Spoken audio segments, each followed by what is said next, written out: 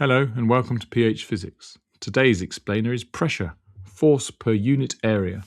By the end of this video you'll know why a sharp knife cuts better than a blunt one and how stilettos can exert more pressure than an elephant.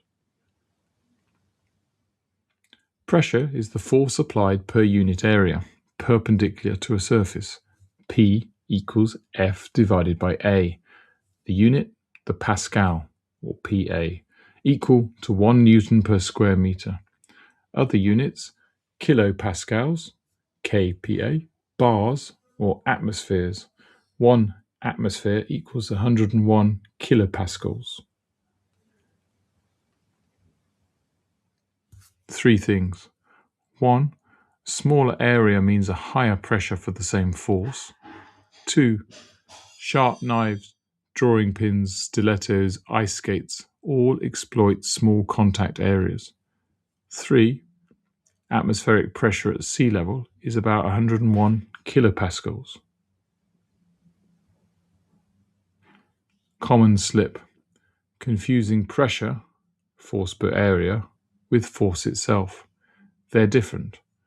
A 50-kilogram person on a knife edge can exert immense pressure, but the same total force as on a flat surface. Quick example. 50-kilogram woman in stilettos, contact area 1 centimeter squared total. So the force equals 50 times 9.8, which is 490 newtons. The pressure is 490 divided by 0.0001 equals 4.9 megapascal, or about 50 atmospheres, more than an elephant on a flat foot.